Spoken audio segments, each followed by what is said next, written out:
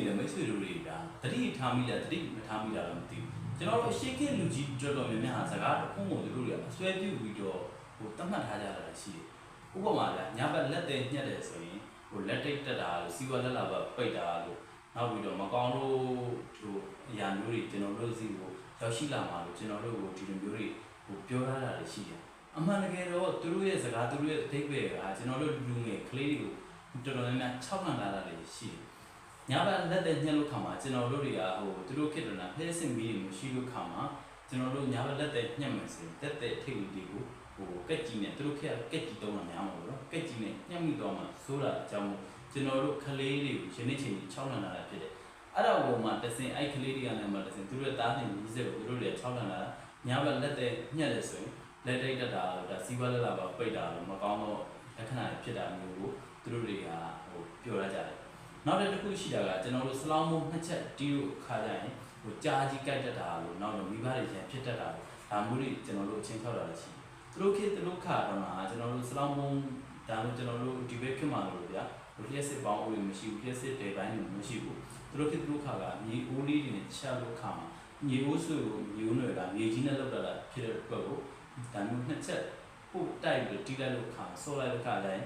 ပွဲသွားမှဒစားတွေထွက်သွားမှဒီလိုအနေနဲ့ဒါမျိုးတွေကလေးကိုချင်းချောက်လာတာဖြစ်တယ်နောက်တစ်ခုပြန်လဲပြီးတော့ကျွန်တော်ကြည့်လိုက်တော့ခါမှာဗျာကျွန်တော်တို့ဒီ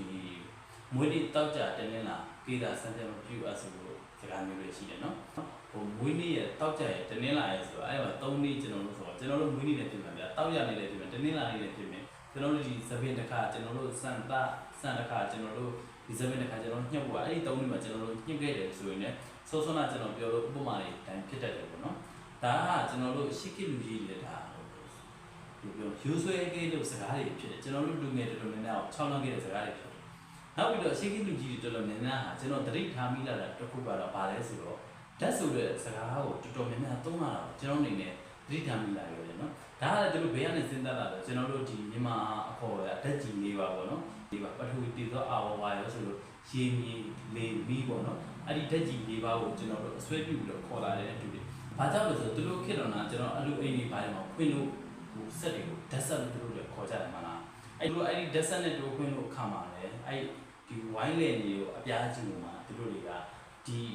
ဓာတ်ဆက်အနေနဲ့တစ်စင်တွေးလို့ခေါ်လိုက်တာဘယ်လိုလဲတော့မသိဘူးဗျဓာတ်ပြားစုနဲ့သူတို့ဖြစ်လာခဲ့တယ်နော်ကျွန်တော်တို့ရှေ့ခေတ်တော်နာဓာတ်ပြားခွေးတွေဆိုရှိတယ်နော်ရှေ့ခေတ်တရှင်းလေးတော်နာအဲ့ဒါလည်းပြီးသွားပြီလို့မပြီးသေးဘူးကျွန်တော်တို့ဒီဓာတ်မီတွေပေါ်လာလို့ခါကြရင်လည်းသူတို့တွေကဓာတ်မီဆိုတော့ကျွန်တော်တို့ဓာတ်မီပေါ့နော်အဲ့ဓာတ်မီတွေထည့်လို့အရာကိုလည်းဓာတ်ခဲဆိုပြီးတော့နာနာတွဲပြီးတော့ခေါ်လိုက်တယ်နောက်ပြီးကျွန်တော်ရှင်သွေးတွေပါထည့်လို့ဓာတ်ဘူးလည်းသူတို့ထည့်တယ်မှာဓာတ်သားပါတယ်လို့သူတို့ကပြောတယ်နော်အဲ့ဒါမှလည်းဓာတ်ဆိုတဲ့စကားကသူတို့ထပ်ပြီးတော့ထွက်ပေါ်လာခဲ့တယ်ပေါ့ဓာတ်ဘူးဆိုတော့ကျွန်တော်တို့တွဲပြီးတော့ခေါ်လိုက်တာရှိတယ်ဒီနေရာမှာပဲဓာတ်တာတော်တော်များများကျွန်တော်တို့ဖြစ်နေကြနော်ဓာတ်မီဓာတ်ခဲဓာတ်ဘူးနော်ဓာတ်ဆက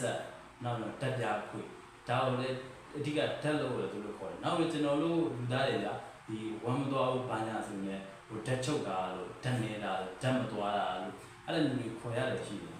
ဒါပေမဲ့ဒီဘက်ခေတ်မှာကျွန်တော်ပြန်လဲပြီးတော့စဉ်းစားလို့ခံပါတယ်အဲ့ဒီစကားတွေ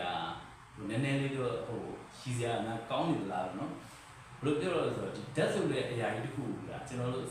ဆွဲလာတာအခုဆိုတော်တော်များများကြီးကြာခဲ့ပြီပေါ့နော်ဒါလည်းဒီနေ့ဗီဒီယိုလေးကျွန်တော်ဟာသားအနေနဲ့ကျွန်တော်ပြန်လိုက်ပြီးတော့ဟိုပြောချင်းဖြစ်ပါတယ်နော်ကျွန်တော်နေတိကျလို့ကျွန်တော်အနေနဲ့ဆရာကြီးလောက်တာမဟုတ်ပါဘူးကျွန်တော်အမြင်လေးပေါ့နော